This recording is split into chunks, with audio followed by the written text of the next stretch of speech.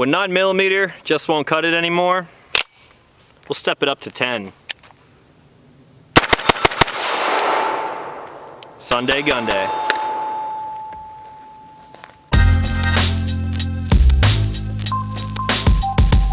What's going on, everyone? Back with another episode of Stuff and Things, and today we're taking a look at a gun similar to one that I've covered on the channel before, but this one is brand new and it's chambered in a caliber that I've never actually shot on the channel before.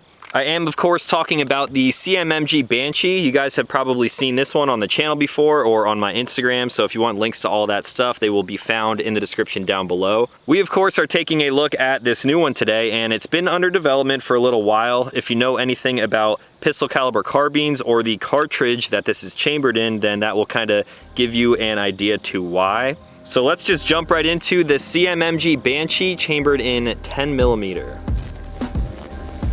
If you missed my first Banshee review, then I will sum up all of the cool technology that they have going on inside of here to get you up to speed. In order to have a PCC that runs clean, reliable, and can compensate for the recoil impulse of a powerful cartridge like the 10mm, CMMG developed what they call their Radial Delayed Blowback System, or RDB for short. If you're familiar with the MP5, it is similar to the roller delayed blowback that you will find on guns like that. Unlike typical direct blowback, CMMG's RDB system uses a bolt that is forced to rotate and unlock, which slows down the bolt carrier group enough to cycle safely. The delay in turn directs more of the gases down the barrel, resulting in cleaner function as well as advantages when running the system suppressed. I already have hundreds of rounds through my 9mm Banshee while suppressed, and I still have yet to clean it, and it's functioning great. The 10mm will be offered with an 8-inch barrel starting at 5 pounds 2 ounces and an overall length of 23.9 inches. The Banshee ships with one 30-round SGM tactical 10mm magazine, which is Glock compatible, and since this is made to shoot a wide variety of 10mm ammo, which can cover a pretty broad spectrum, it also comes with two buffers, the pre-installed H3 buffer and a standard carbine buffer as well. A few other accessory details on this would be the CMMG rip brace, the Magpul grip, a massive oversized charging handle, and I mounted up a Holosun 503R for today's testing. So as you can tell, there are a lot of little intricacies that make this thing awesome for what it is, but now we're gonna go shoot it and get a better understanding of it. I'm actually gonna bring you guys down to the table here real quick so we can talk about specific ammos. So when it comes to pistol caliber carbines like this, as you guys can probably imagine, they get a little bit finicky depending on the ammo that you're running. Since 10mm comes in a lot of different variations, I'm going to have to do a little bit of fine tuning with the buffer system in here to make sure that it's running reliably. Now, in order to change the ejection pattern on here, I'm of course going to be changing the weight of the buffers, and in order to figure out which buffer weight I need to use, I first have to figure out the power factor of the ammunition that I'm shooting. So today I'm shooting two different types of double tap ammunition. I have 200 grain jacketed hollow points coming out at 1250, and I also have 180 grain full metal jackets coming out at the same speed.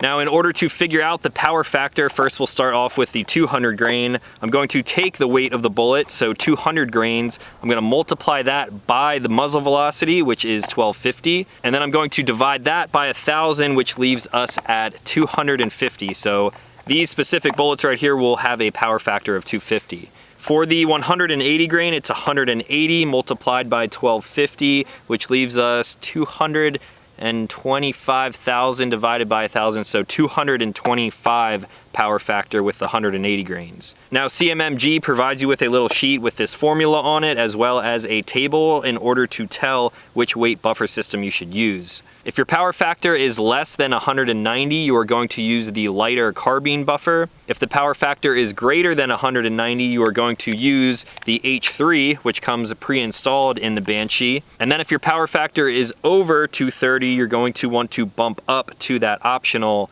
8-ounce buffer. I'm going to be switching off and on with these ammos today, so I will try to display on screen what I'm shooting, and of course, when I'm doing that, since each of these ammos are on either side of using that heavier buffer, I'm definitely going to have to do some swapping out. But I am curious if I'm going to be able to even run that 180 grain with that heavier buffer. We'll see. Now I'm going to load up some of these mags and we'll head out for a little bit of testing. All right, now since we have these 30 round mags, I'm going to first focus on how the gun is actually shooting, and then I'll probably actually kind of look away to see how this thing is ejecting. Since I'm so close to that threshold to be running the heavier buffer, I may have to do that, but I guess we'll find out. Got this Holosun on. Thing's looking pretty nice.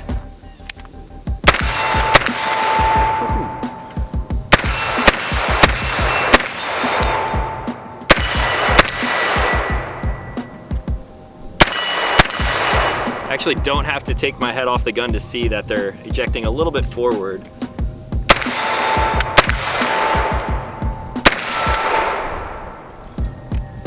Yeah, maybe I will try the other buffer.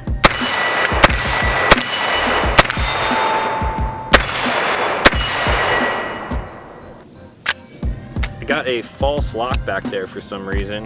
That was weird.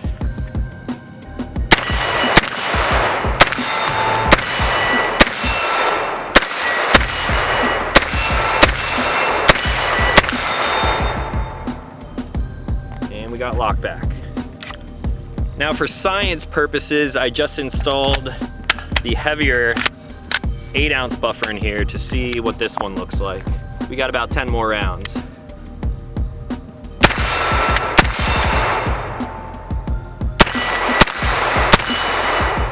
That's looking a little better.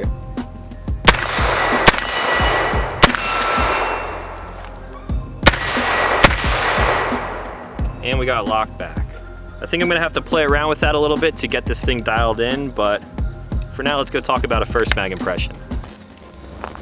All right, guys, now let's talk a little bit more details about this Banshee. What makes it really cool is obviously that radial delay blowback, but coupled with 10mm, it makes for almost an ideal package here. I personally never really had an interest in 10mm because it is a very purpose-driven round. It was developed for a specific reason, and since it's been developed, the department that had requested it moved on to other things, and it does fit a specific role, but for me, someone who likes to come out here and shoot for fun, it really isn't that cost-effective, so that's kind of why I've strayed away from it. Regardless, it is still a really cool round. It packs a lot of punch. It's basically like an elongated 40, and when you're shooting a round like that out of, say, a pistol, like a Glock, that is a lot of recoil impulse that is being transferred into you. However, with this radial delay blowback system in here, just like I explained in the 9mm Banshee video, you can really tell a difference. The dwell time is going to be a little bit longer because it is taking time for that bolt to unlock and rotate before it comes back. That means more of the gases are being directed down the front of the barrel here.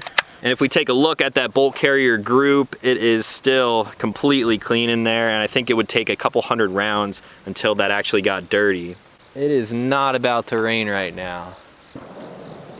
All right, whatever, we're rolling with it. So, what are some things that I like about the Banshee?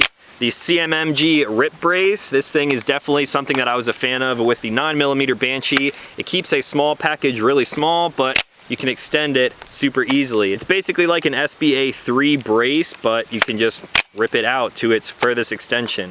If you want to tune that so that it stops about halfway out, there is a set screw in there that you can remove and put in. However, this is a good length of pull for me. I kind of wish it was a little bit longer, but you're working with a very small package to begin with. As far as the rest of the furniture goes, I'm definitely a big fan of the Magpul grip up here. I like the M-LOK rail. I actually prefer this barrel length too over the really small 9mm version that I have. It just gives you a little bit more room to put your hand on there. A lot of times when I put that other Banshee in a new shooter's hand, they get a little bit too close to the muzzle, and then when I tell them to bring their hand back, they tend to cover the ejection port just like that. So this gives you a little bit of leeway, and at the same time, you're going to get a little bit better velocity out of that 10mm round. As a quick example for comparison, a 10mm round coming out of this gun at 100 yards is going to have about the same velocity as a 45 would at the muzzle. So these things definitely pack a punch, but this whole system is set up almost perfectly for it. The safety on here is ambidextrous, which is a nice touch. The mag release up here is big and oversized, just like the 9mm companion over there. And speaking of oversized, check out the charging handle on this. This is the same on the 9mm as well, and there is no way that you will ever not be able to get a finger on that thing. You can grab it from each side. It's also ambidextrous. It's a nice touch. These are offered in a lot of different finishes. Here I have the OD green. My 9mm is the burnt bronze. And I guess we're gonna be testing out the corrosion resistance of this gun today as well. The muzzle brake seems to be affected. However, I believe most of the recoil mitigation is actually coming from that RDB system in here. Like I mentioned, the radial delay blowback system is good to have it set up for suppression. So I could probably thread that off and throw a can on there, but for now, we're just gonna be testing it how you see it right here. Now I think I'm gonna go sit in the car real quick while I load up some of these magazines, and then I'll come back in a second. I guess we're gonna be running this thing in the rain. Oh man. We go from dark and stormy to sunny and hot and now humid. I'm not sure what's going on with the weather, but I'm not gonna complain.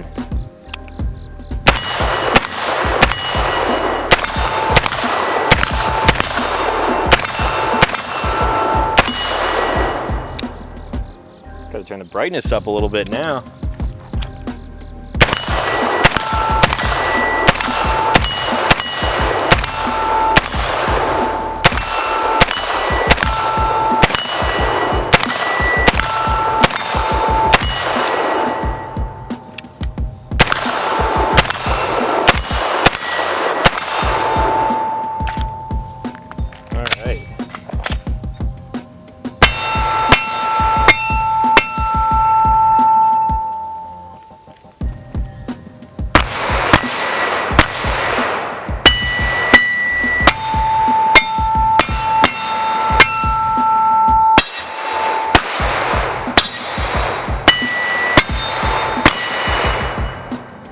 All right, so I may be confusing myself a little bit here because the ammo is in pretty much the same packaging, but I did start with the 200 grain ammo, which has the higher power factor. Because of that, that's why I switched out to this heavier buffer. I have the optional 8 ounce in here now. I'm gonna switch to the 180 grain full metal jacket, and I still have that heavy buffer in here.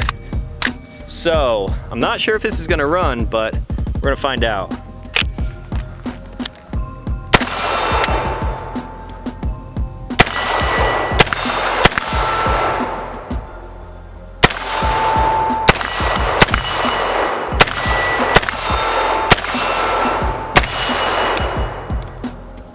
Seems to be okay.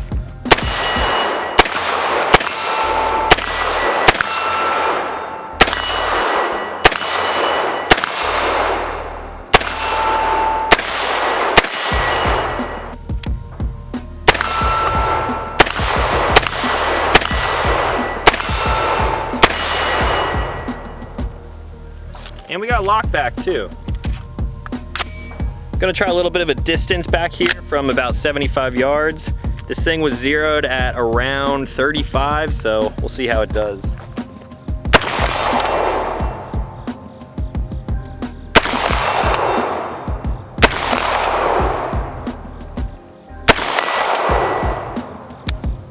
Not too bad.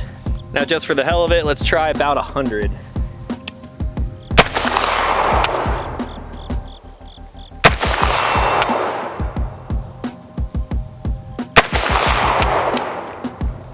Three for 3.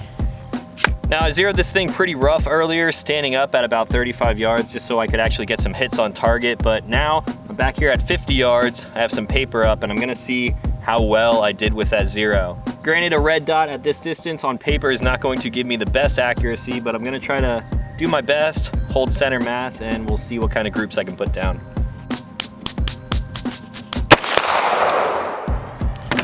10 shots down, let's go look at it. All right, not too bad. Depending on what yardage I wanted it zeroed at, I could probably bring it down to the left a little bit, but that's not too bad for a small barrel at 50 yards. And a red dot.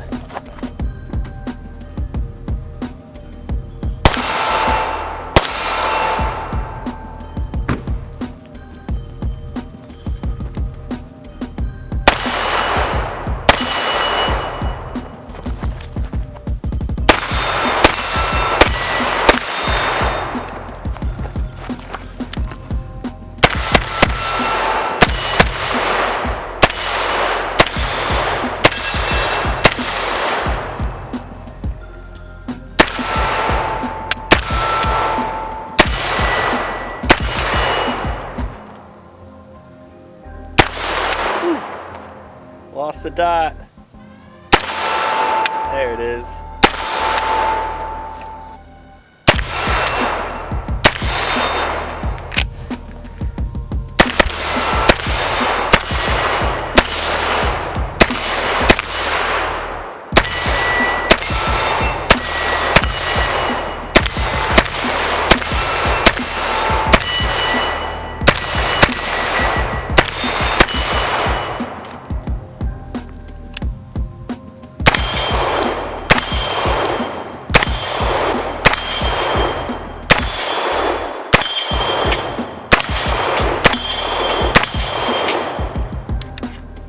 Well, now that the sun's out again, I guess we can use that as an excuse for a mag dump. I'll take any excuse I can for that.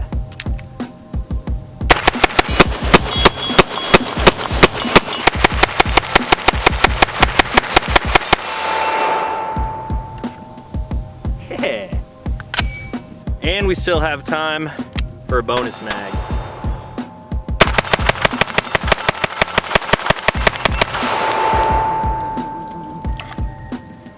Yeah, buddy. All right, guys, back for some of my final thoughts on the CMMG Banshee now in 10mm. I just ran those last two mags, and surprisingly, this thing is not that hot, so that's a good sign. Now that I'm not being pressured by the rain, let's talk about some of these things in a little bit more detail.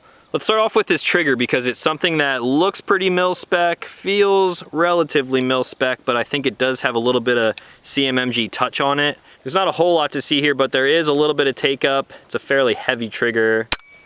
Brake feels good. Reset.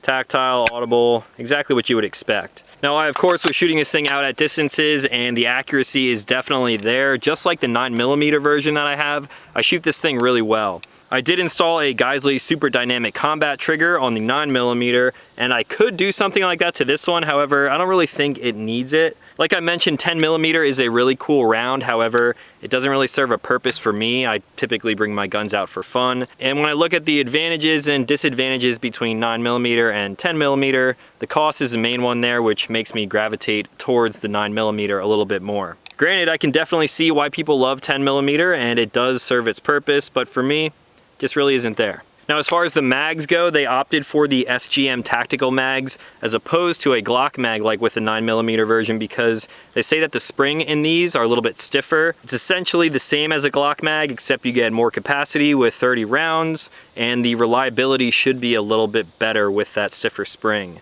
Speaking of reliability, we can also talk about the buffer system in here. So between the two different ammos that I was shooting today, the power factors were 225 and 250 respectively. So starting with that 200 grain bullet, that is what made me switch to the 8-ounce optional buffer in here. And since the other 180 grain had a power factor of 225, which was just 5 under the threshold where they recommend that you switch to the heavier buffer, I kept that 8-ounce buffer in here the entire time, and it ran both ammos relatively well. The ejection patterns were pretty consistent over the 300 rounds that I shot here today, and the last round bolt hold open mechanism in here was working great. It locked back every time and I had no issues there. With my 9mm version, you guys may remember in that video that I was running into some issues, and there was a manufacturing defect with that one. There was a little bit of a burr on the inside of the channel where that mechanism lives, so it was causing it to get caught up and not be reliable 100% of the time. So far with this 10mm variant, everything is working as expected, and I'm pretty happy with that. This Holosun 503R optic on here was surprisingly really nice. I've been kind of gravitating towards them recently because they are cost effective and they are some pretty solid optics. I definitely dig the rotary dial on the side here, and if you want to change from a circle with a dot, you simply crank it all the way up past 12 and then back, and then now you have a solid dot. If you want to switch back to a circle, again, crank it all the way up past 12 and then back down. Super easy to operate, and you can turn it on with a flick of a wrist, literally. So overall, you guys already knew that I like the Banshee. I bring that thing out and shoot it a lot, and now I got another one to bring out as well. The only other thing that I could really compare this to as a 10mm would probably be the Vector. When you're shooting a pistol, say like a Glock in 10mm, that recoil impulse is really not to be desired. But when you throw it in a system like this with that radial delay blowback, or something like a vector which re-vectors that force backwards and down, it really makes this 10mm round shine. It makes it easy to shoot, and I think there's a lot of good applications that someone could put a gun like this into. I believe that CMMG's time was definitely well spent developing the radial delay blowback system, and these are some of my favorite guns to shoot now. So if you guys have any questions on anything that you saw here, please let me know in the comments down below. Also check out the other video on my 9mm CMMG Banshee if you want to check that out. Again, I'll leave a link for that up in the card and in the description down below. And also thank you to all the sponsors who make Sunday GUNDAY possible every single week. Those will be found